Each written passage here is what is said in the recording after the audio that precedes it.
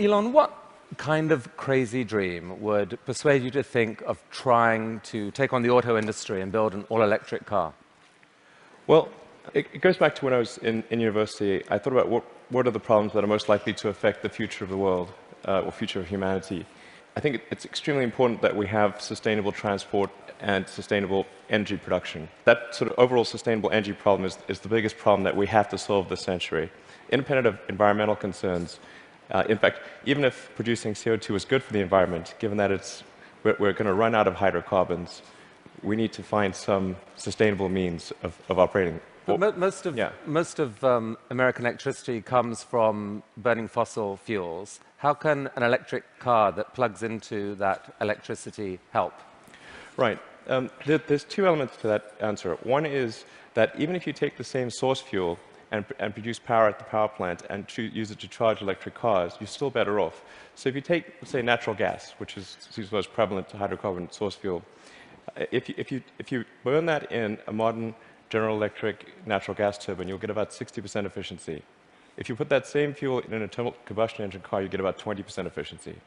And the reason is, in the stationary power plant, you can afford to have something that weighs a lot more, is voluminous, and you can take the waste heat and run a steam turbine and generate a secondary power source. So, in effect, even if you take in transmission losses into account and everything, even using the same source fuel, you're at least twice as better off charging an electric car than burning it at the power plant. Okay.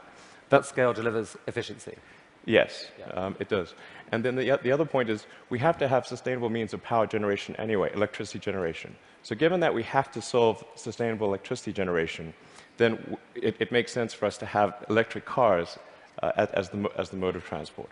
So we've got some video here of the Tesla being assembled, which if you could play that first video.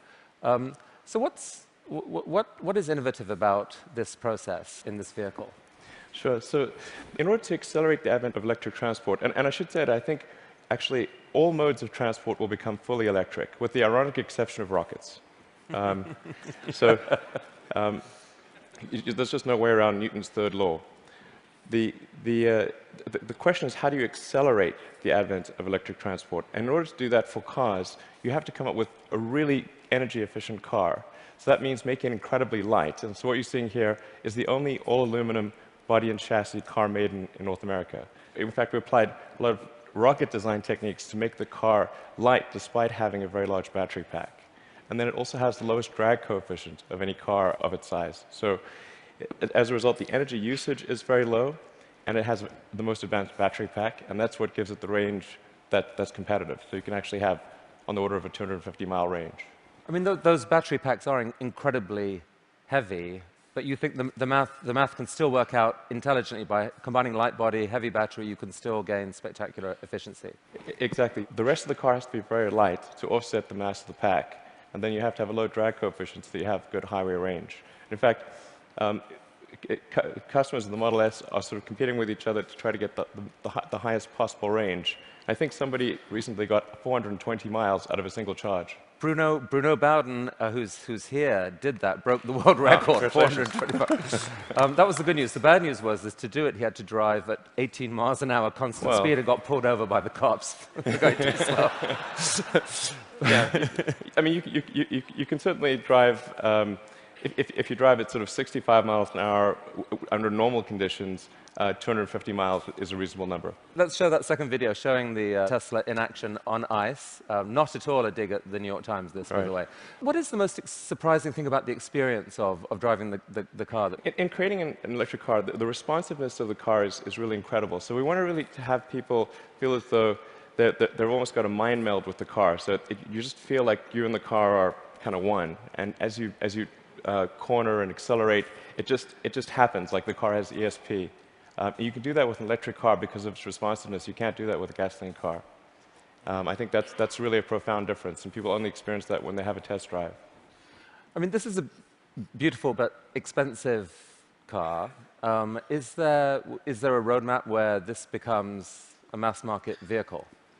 Yeah, the goal of Tesla has always been to have a sort of a three-step process where version 1 was an expensive car in low volume, version 2 is sort of medium price and medium volume, and then version 3 would be low price, high volume. So we're at step 2 at this point.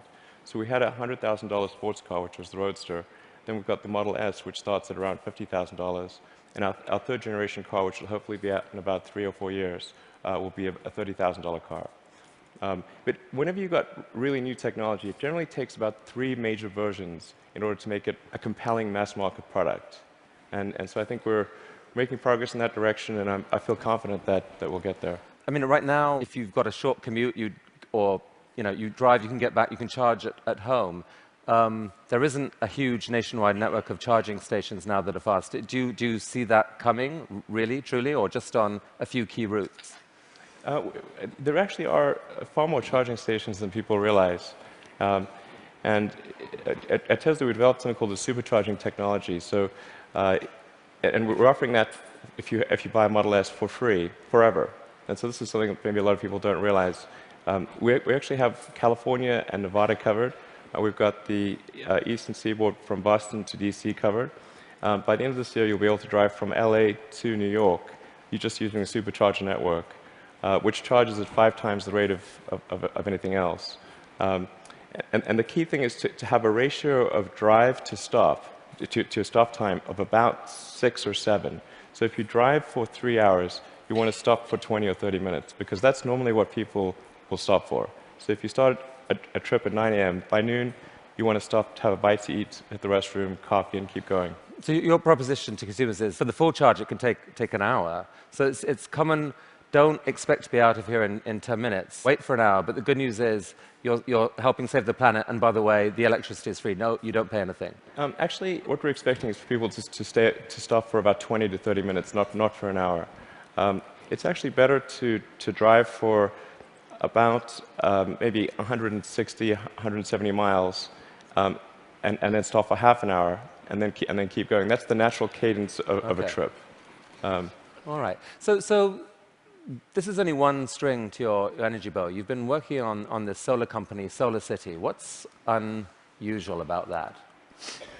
Well, as I mentioned earlier, we have to have sustainable electricity production as well as consumption. So I'm quite confident that the primary means of power generation will be solar. I mean, it's really indirect fusion is what it is. We've got this giant fusion generator in the sky called the sun. And we just need to tap a little bit of that energy for purposes of human civilization. Most people know but don't realize they know is that the world is almost entirely solar-powered already. If the sun wasn't there, we'd be a frozen ice ball at 3 degrees Kelvin. And the sun powers the entire system of precipitation. The whole ecosystem is solar-powered.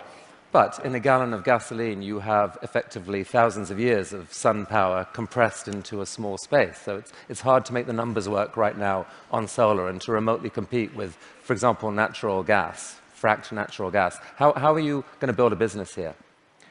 Well, actually, I'm confident that solar will beat everything, hands down, including natural gas. How? It must, actually. If it doesn't, we're in deep trouble. But you're not selling solar panels to consumers. What are you doing? No, we actually are. You can buy a solar system, or you can lease a solar system. Most people choose to lease. And the thing about solar power is that it doesn't have any feedstock or operational costs. So once it's installed, it's just there. It works for decades. It'll work for probably a century. And this is so therefore the key thing to do is to get the cost of that initial installation low, and then get the cost of the financing low. So because that interest, those are the two factors that drive the cost of solar, and we've made huge progress in that direction. And that's why I'm confident we'll actually beat natural gas. So your current proposition to consumers is, don't pay so much up front. Let us pay zero up front. We will install panels on your roof. Yes. You will then pay. How long is a typical lease? Typical leases are 20 years, but the value proposition is, as you're sort of alluding to, quite straightforward. It's no money down, and your utility bill decreases. So it's a pretty good deal. So that seems like a win for the consumer. No risk. You will pay less than you're paying now. And for you, the dream here then is that, who owns the electricity from those panels for the longer term? How do you, the company, benefit? Well, essentially, Solar City raises a chunk of capital, and from say, a company or a bank. Google is one of our big partners here, and they have an expected return on that capital. With that capital, SolarCity purchases and installs the panel on the roof, and then charges the homeowner or business owner a monthly lease payment, which is less than the utility bill. But you yourself get a sort of long-term commercial benefit from that power. You're kind of building a new type of distributed utility. Exactly. What it amounts to is a giant distributed utility. And I think it's a good thing because utilities have been this monopoly and people haven't had any choice. So effectively, it's the first time there's been competition for this monopoly because the utilities have been the only ones that own those power distribution lines, but now it's on your roof. So I think it's actually very empowering for homeowners and businesses. And you really picture a future where a majority of power in America, like within, what, a decade or two, or within your lifetime, goes solar? I'm extremely confident that solar will be at least a plurality of power, and most likely a majority. And I predict it will be a plurality in less than 20 years. I'd say I made that bet with someone. The definition of plurality is? More from solar than any other source. Who did you make the bet with? With a friend who will remain nameless. But, just between us. I made that bet, I think, 2 or 3 years ago. So in roughly 18 years, I think we'll see more power from solar than any other source. All right. So let's go back to another bet that you made with yourself, I guess. I mean, a kind of crazy bet. You'd made some money from the sale of PayPal. You decided to build a space company. Why on earth would someone do that? Got that question a lot. That's true. People would say, did you hear the joke about the guy who made a small fortune in the space industry, and he, obviously started with a large one as the punchline. And so I tell people, well, I was trying to figure out the fastest way to turn a large fortune into a small one. And they'd look at me like, oh, is he serious? And strangely, you were. Well, what happened? It was a close call. I mean, things almost didn't work out. We came very close to failure, but we managed to get through that point in 2008. The goal of SpaceX is to try to advance rocket technology, and in particular to try to crack a problem that I think is vital for humanity to become a spacefaring civilization, which is to have a rapidly and fully reusable rocket. Would humanity become a spacefaring civilization? So that was a dream of yours in a way from a young age, or like you dreamed of Mars and beyond? I did build rockets when I was a kid, but I didn't think I'd be involved in this. It was really more from the standpoint of what are the things that need to happen in order for the future to be an exciting and inspiring one. And I really think there's a fundamental difference if you sort of look into the future between a humanity that is a spacefaring civilization that's out there exploring the stars on multiple planets. And I think that's really exciting. And compared with one where we are forever confined to Earth until at some eventual extinction event. So you've somehow slashed the cost of building a rocket by 75%, depending on how you calculate it. How on earth have you done that? NASA has been doing this for years. How have you done this? Well, we've made significant advances in the technology of the airframe, the engines, the electronics, and the launch operation. I mean, there's a long list of innovations that we've come up with there. That they're a little difficult to communicate in this talk, but not least because you could still get copied, right? I mean, you haven't patented this stuff. It's really interesting to me. You didn't patent because you think it's more dangerous to patent than not to patent. Since our primary competitors are national governments, the enforceability of patents is questionable. It's really interesting. But the big innovation is still ahead, and you're working on it now. Tell us about this. Right. So the big innovation. In fact, let's roll that video, and you can talk us through it. What's happening here? Absolutely. So the thing about rockets is that they're all expendable. All rockets that fly today are fully expendable. The space shuttle was an attempt at a reusable rocket, but even the main tank of the space shuttle was thrown away every time. And the parts that were reusable took a 10,000-person group 9 months to refurbish for flight. So the space shuttle ended up costing $1 billion per flight. Obviously, that doesn't work very well for... So what just happened there? We just saw something land? That's right. So it's important that the rocket stages be able to come back, to be able to return to the launch site and be ready to launch again within a matter of hours. Wow. Yeah. Reusable rockets. Yes. And so what a lot of people don't realize is the cost of the fuel, of the propellant, is very small. It's much like on a jet. So the cost of the propellant is about 0.3% of the cost of the rocket. So it's possible to achieve, let's say, roughly a 100-fold improvement in the cost of space flight if you can effectively reuse the rocket. That's why it's so important. Every mode of transport that we use, whether it's planes, trains, automobiles, bikes, horses, is reusable, but not rockets.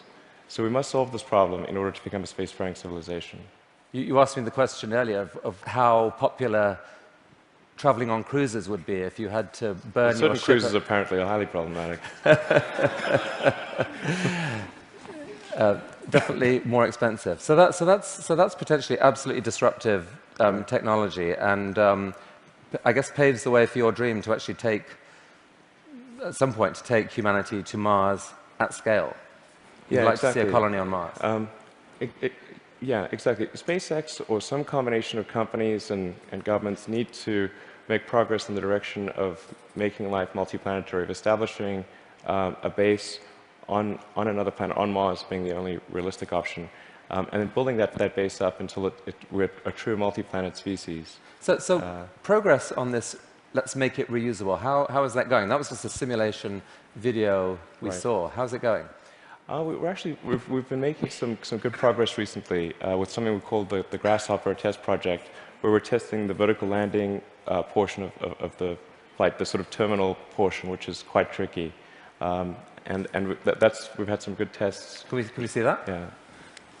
So that's just to give a sense of scale. We dressed a cowboy as Johnny Cash and bolted the mannequin to the rocket. All right, let's see that video then, because this is actually amazing when you think about it. You've never seen this before, a rocket blasting off, and then... Yeah, so that rocket is about the size of a 12-story building.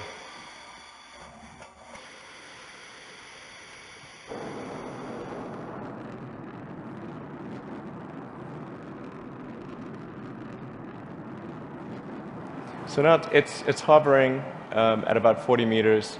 And it's constantly adjusting the angle of the pitch and yaw of the main engine and maintaining roll with cold gas thrusters.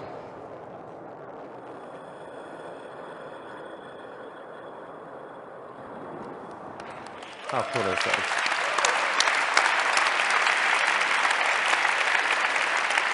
Elon, how have you done this? These projects are so... These PayPal... Solar City, Tesla, SpaceX, they're so spectacularly different. They're such ambitious projects at scale. How on earth has one person been able to innovate in this way? What is it about you? I don't know, actually.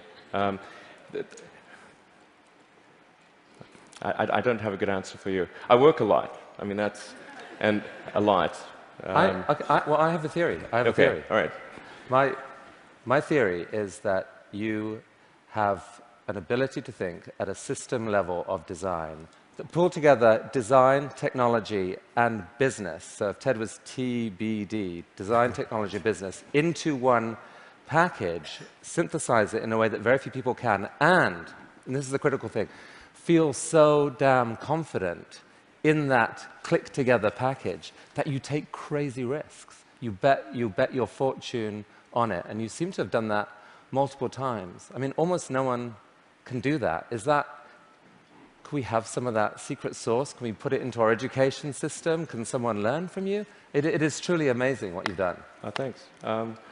Thank you. Well, I do think there's a good framework for thinking is physics. You know, the sort of first principles reasoning. I mean, generally, I think there are. What I mean by that is boil things down to their fundamental truths and reason up from there, as opposed to reasoning by analogy.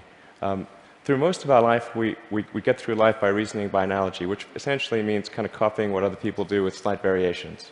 And you have to do that, otherwise it's mentally you wouldn't be able to get through the day. But when you want to do something new, you have to apply the physics approach. And physics has really sort of figured out how to discover new things that are counterintuitive, like quantum mechanics. It's really counterintuitive.